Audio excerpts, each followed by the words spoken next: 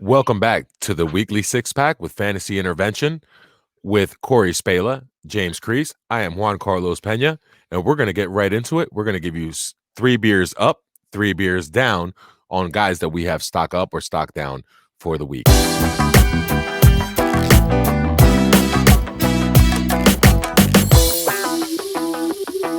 In my case, guys, I'm going to jump right into it, and I'm going to get right to mine, and it's DeAndre Johnson. The reason I love DeAndre Johnson, and the reason that I chose DeAndre Johnson is when you go to the store and you found your favorite beer. In my case, it's a Great Divide Hercules IPA. It's a super strong beer IPA that I found one time hanging out with my brother in Virginia, and I wanted to find this beer, and it's really hard to find. It's not always in stock. So you want to have it every single time, but it's not always available. But when it's on the menu and when you can find it, it's absolutely amazing. So in the 6 games that DeAndre Johnson has played this season fully, he has had at least 10 targets, including 16 targets just last week that resulted in a season-high 12 catches. DeAndre Johnson's a producer every time he's on the field. In this 6 full games, right, he's tallied 47 catches on 75 targets for 533 yards and 4 touchdowns. Now, if you take that and you project it over 16 games, that's a pace for 125 catches on 199 targets. Yeah, that's right, 199 targets for 1,417 yards and 10.6 touchdowns. You take those same stats and you plug them in last year, and only Michael Thomas's historic season would have been able to take DeAndre Johnson off the shelf. If he's healthy, he's one of those beers that you definitely want to have a stock in. Oh, man. Yeah. Woo! I can taste the DeAndre Johnson now. He's awesome. Oh, that didn't sound quite right, but yeah. I think I want a little Hercules IPA on Thanksgiving, man. All day. Hercules IPA. You want the Hercules DeAndre Johnson? Yeah, or you can go with my guy and if you're near Indiana, you can check out the Indy Craft Brewery, and I'm sure they'll be serving up some Michael Pittman. Michael Pittman, drafted 2nd round, 34th overall this past draft. Took a little bit to get going due to a toe sprain back in September, but his breakout is real. Coming off back-to-back weeks with at least 15 fantasy points, and he's ranked wide receiver 12 over those past 2 weeks, averaging 17.4 fantasy points per game. His first breakout game in Week 10 versus Tennessee, where he posted 7 receptions, 101 yards on 8 targets. Guess who he plays this week? It's Tennessee, where he should see in a mix coverage between Malcolm Butler and Desmond King, both who have been underperforming this season. Pittman lines up everywhere, and as of late, he's been successful on crossing routes. Look for that to continue deeper into the season when he plays Houston twice in weeks 13 and 15 and the Raiders in week 14, all teams that give up to the wide receiver. He is the number 1 receiving option on the Colts, and I think he puts in similar production for years to come. If he's on your team, you're one happy owner, and if he's not, he's definitely a player you'll want to acquire in the offseason or at the end of the trade deadline if you are listening to this soon enough. So, dynasty players, cheers. You definitely hit on this Cole Crisp wide receiver from Indy. Enjoy. I like it. His dad was great, too. Refreshing. And then to end it, it looks like we all are on the same page here. Nice little 3-pack stock ups on receivers. I'm going with Sterling Shepard. So let's state the obvious. You hear Sterling Shepard, it's probably about the concussions. So suffered multiple concussions in his career, 2 last year in 2019, and even dating back to high school. Well, I'm glad we got that out the way because 2020 has brought Shepard a career best receiving grade, according to PFF, 77.2. That 77.2 puts him 31st in the league, ahead of receivers such as DJ Moore, Chase Claypool, Chris Godwin, and T. Higgins, just for some examples. When Shepard is on the field, he seems to be the clear wide receiver 1 for the Giants. Despite playing 6 games this season, Shepard only has 4 less receptions than Darius Slayton, who has played all 10 games. Over the last 2 years, he has posted 69% of his games over 10 PPR points. Remember, with the concussions and this year with hip injury, he's only played 16 games the last 2 years. So out of 26 games, he played 16. So in those 5 games, that he did not have over 10 PPR points, he averaged 8.0 points per game, and he has seen 7.8 targets per game with a low of 4 targets, which was week 2 of this year where he saw 23% snaps where he had that little injury and left early. Yep. So what that means is Shepard is always getting the opportunity to produce.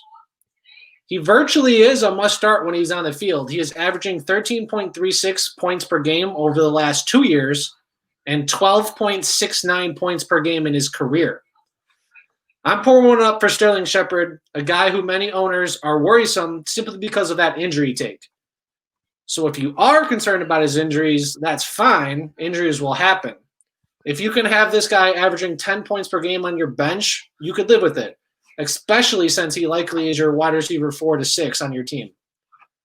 So pour one up there for Sterling Shepard. I'll do that. Ooh, I'll drink to that. And the chef with that jersey on and that jersey behind you, you got to be a fan of that take. Oh, I love some Sterling Shepard this time of year. Indeed. One player, though, that I'm not going to be drinking this year is Carryon Johnson. His stock is definitely down. Drafted in the second round of the 2018 draft, coming out of Auburn. Most of us thought we were looking forward to this young running back who ranked in the 93rd percentile in burst score. He showed promise in his rookie season, playing 10 games, posting 854 all-purpose yards and 4 touchdowns before he was injured in week 11 with a knee sprain. Then in 2019, he got injured again in week 7 when he tore his meniscus. After that, the writing was on the wall for the Lions. They come out in the 2020 NFL draft and pick up all-pro running back from Georgia, DeAndre Swift, and later added free agent veteran Adrian Peterson.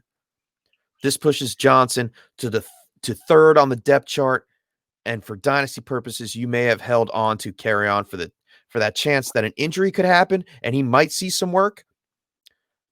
But this past season, that's exactly what happened. Swift went down in a practice with a concussion, lining up Johnson as the receiving back against the poor Carolina's defense. He couldn't do anything.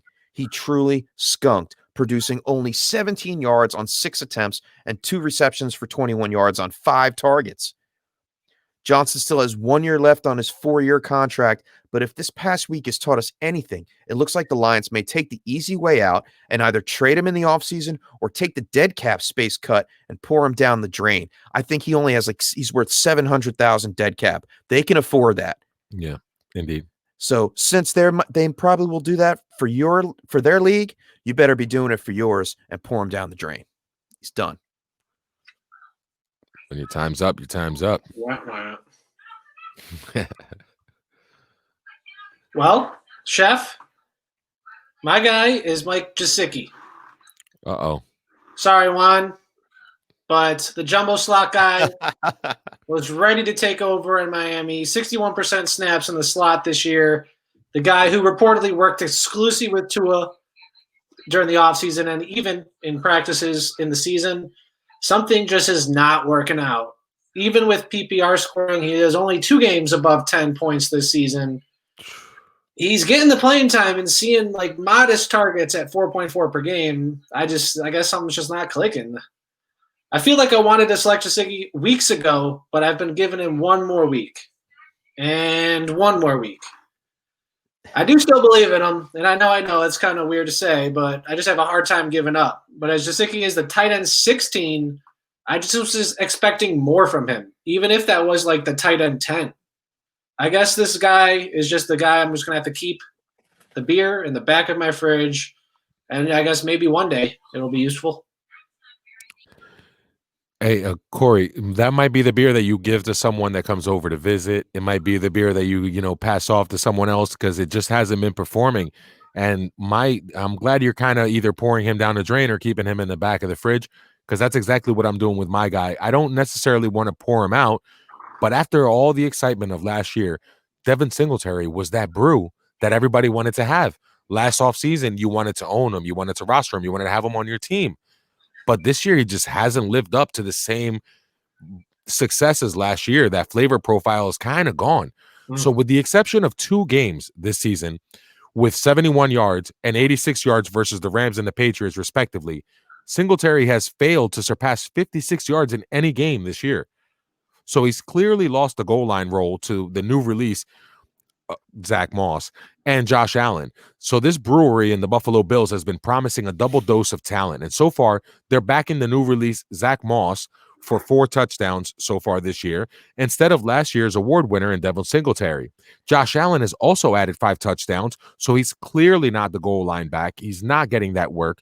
So don't expect this brew to continue to be come back into popularity and make a resurgence. I'm pretty sure that for this season it's over. And barring a shortage of Moss, Singletary may just be a thing of the past.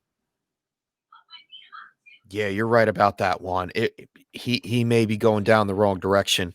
Yeah, I feel like his time is up. And sometimes, you get a beer and it flashes and it's popular and everybody wants to drink it. And then after a while, it's like, okay, I'm over that. It was like those summertime beers when they added all the fruit flavors into it. And then, some of them were good and then some of them weren't as good. And right. They fall off the shelf, man. They had their moment to shine and then they're put on the back shelf. The one-sip wonders.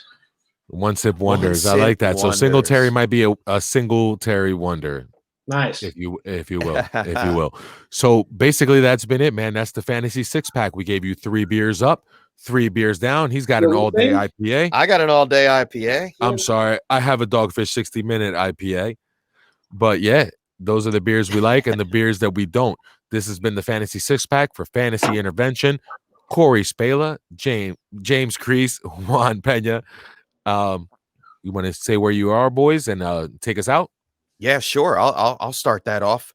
You can find me on Twitter at @FF_chef, here with Fantasy Intervention. Join our circle _.